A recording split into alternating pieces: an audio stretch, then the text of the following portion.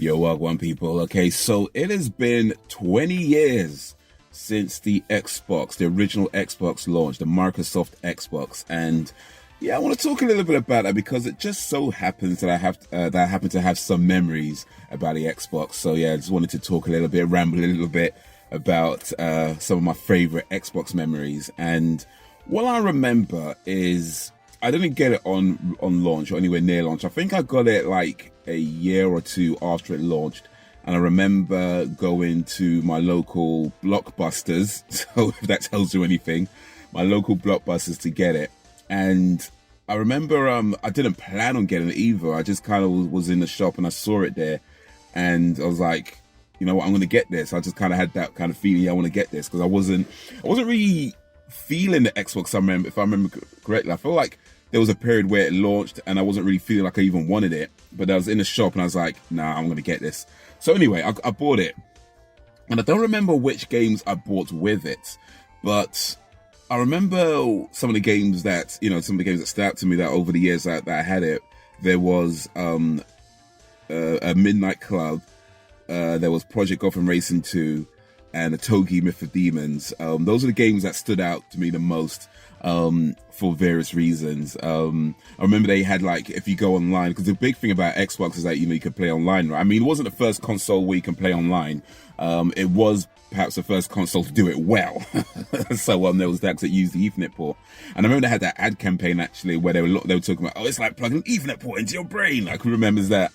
But I had the Xbox, so all the games I had when I got it were offline games. Like, they didn't have an online component. And I really wanted to get a game that I can play online. So I was in the shop. I was in Game, actually. Yeah, there's another one. Well, actually, Game was still around, but, and I was in Game. And I was looking at all these games that they had, and I was trying to find one that had the online component. And they had a few, but a lot of them I, never really heard about. The only one I've ever heard of was Madden, that it had that was online at the time, Madden, whatever year it was. And I was like, I don't know about Madden. I don't know much about American football, and, that whole thing. I wasn't sure if I even wanted it. But I was getting ready to just pick it up and buy it anyway because it's the only online game that I could see in the shop. But then all of a sudden, Midnight Club caught my eye. And that's a game that I hadn't heard of before that either, but it just looked kind of cool from the box art. So, looked in the back, it was an online game. And I was like, all right, cool. Yeah, I'll try this. I didn't know much about it. But I tried it, and yeah, it turned out to be one of my favorite games, actually, from a game that I'd never even heard of, to becoming one of my favorite games. But one of the reasons why it became one of my favorite games isn't because of the game itself. The game was fine. It wasn't a racing game. I mean, it is kind of a racing game, but not like a strict racing game. It was more to do like street racing, and so you had like missions and stuff like that. But the thing that made it really cool for me was when you go online, they had like the typical sort of modes and race modes and stuff like that, right? But they also had a mode, I don't remember what they called it. It was something like free mode or free roam or something like that. I don't remember what they called it. But the general idea is that you go into this map with your car, and that's it. Now, there's no rules, there's no races, there's no, nothing you have to do, no objective. It's just you're in the map. There's other people in that map in this city that you could drive around, and then you got like the headset, and you could talk with people in the same map. And what would happen is that people just kind of make up their own games, make up their own rules, and it'd just be fun. I remember like, there was one where we played Had or Tag for my American friends, and of course it relies on people being honest. Like, you can't just, if people lie about whether they've been tagged or not, it kind of ruins it. So it relied on everybody just being honest, when you got tagged, and being okay, cool, I admit. And you're driving around you're just crashing your cars into people, looking for people on the map, and just trying to crash your car into people to tag them, and be like, yeah, Tag, you're it, Had, you're it, and and it's like, oh man, you got me here. So it was cool. It was really cool. So yeah, that was one of my favorite Xbox memories from Midnight Club.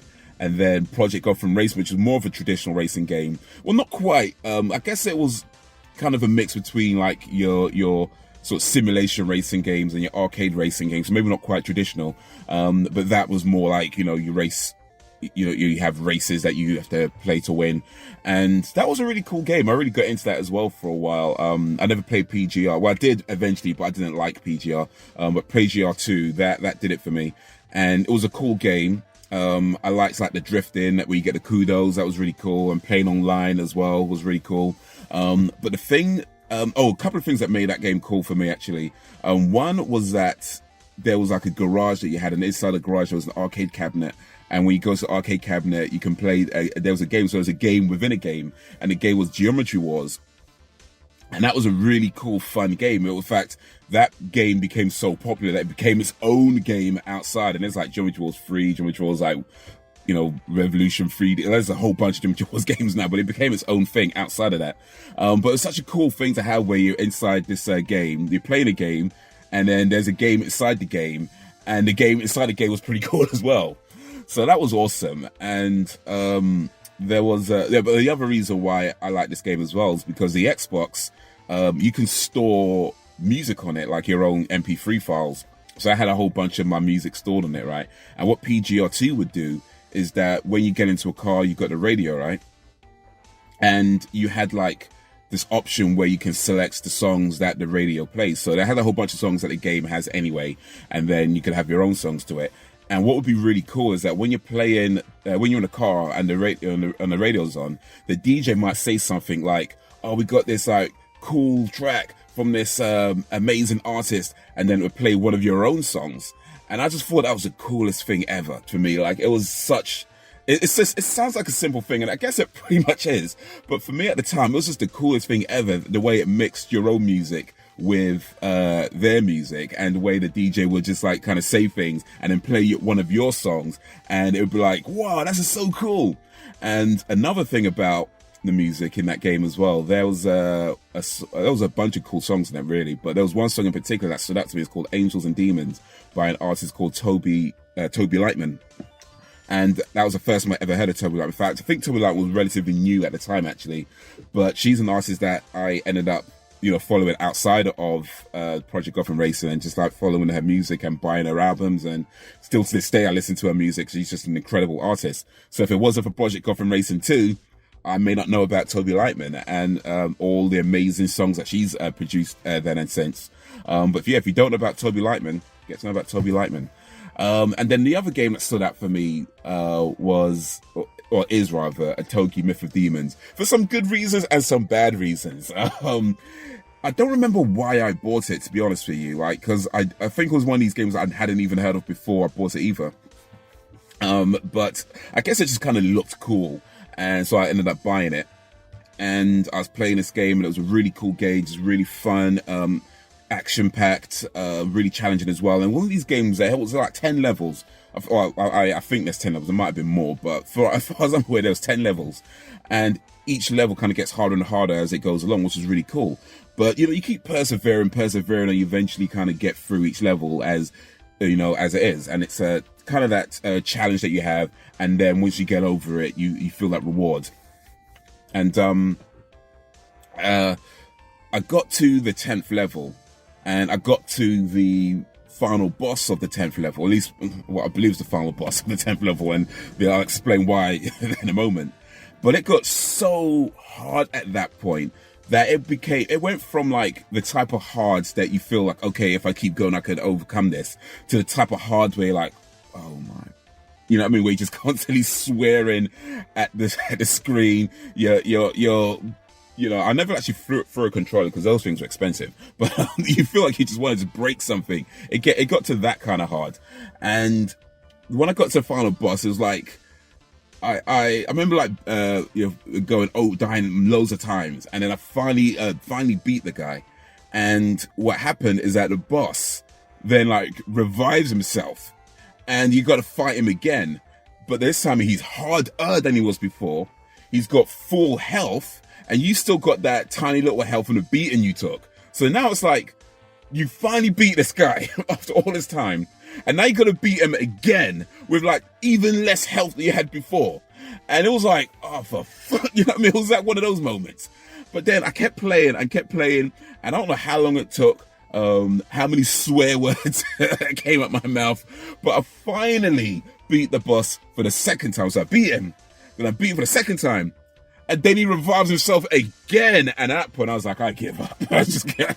Because he's now at full health again. He's even harder than he was before. And you still got the down because you're just taking a beating, trying to avoid stuff. And you're trying to get... I was like, you know what? I can't. I just can't. This is just this...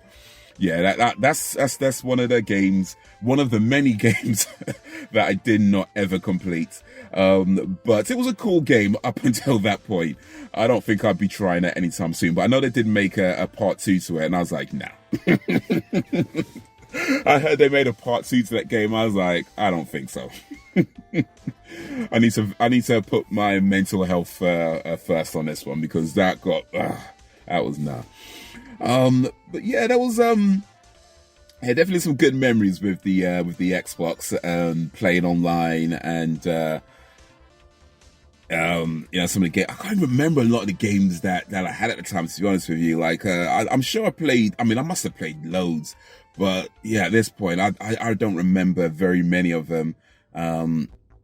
But yeah, they definitely have some good memories with that. Out of the stuff that I do remember, have some good memories and some interesting memories. So yeah, happy birthday to the original old... Oh yeah, another thing, it was a massive console as well, by the way. It was a super heavy console. Even at the time, it was considered a big console. And I did remember hearing a story, actually, that apparently somebody broke into somebody's house with a shotgun and they shot up the place. They even shot at the Xbox. And the Xbox was still working afterwards. So yeah, they made a pretty tough machine. Not that I'd recommend shooting any of your... Well, I don't recommend shooting anything for that matter. But yeah, apparently the Xbox could withstand shotgun shells. Guess that's a good thing in case anybody breaks their house with a shotgun. At least your game console still works. They just don't make them like they used to do. They just don't make them like they used to. But yeah, they've had some good memories, some interesting memories with the Xbox. So yeah, happy birthday to the Microsoft Xbox, the OG original Xbox, the console that I think many people thought would never get very far. Like, what Microsoft doing in the console business? But 20 years later, here we are. Xbox Series X and S just got released a few months back, or maybe more than a few months back. But yeah, recently, and I don't have that, but I have had every other Xbox pretty much since. So I've had the Xbox, I have had the Xbox 360. I do currently have the Xbox One. Well, a version of the Xbox One is like a million different SKUs on that. But yeah, the only one I don't have is the Xbox Series X. But I do have Game Pass. Which means I may not ever have to actually buy the Xbox Series X because it's got the cloud thing. Kind of have to see how that works and what that turns into, or whether it's still worth buying an actual console, or whether I could just like play games online. We'll see how it goes. But but anyway, just wanted to share some thoughts, some memories of the Xbox. Let me know what you think if you had the Xbox, if you have any memories of that. Or any of your favorite games or your least favorite games. If you ever completed a Toki Myth of Demons, big up to you. But let me know how many swear words it took you to beat that game. But yeah, I just wanted to share that with you guys. So yeah, drop any suggestions, recommendations in the comments, send them through and I'll see what I can do. Like, share, subscribe, because we're doing this to you. Get me, fam. More videos on the screen. Check out my other channels as well. Be much appreciated. But that's going to be it for the minute. So guys, until whenever, if ever, peace.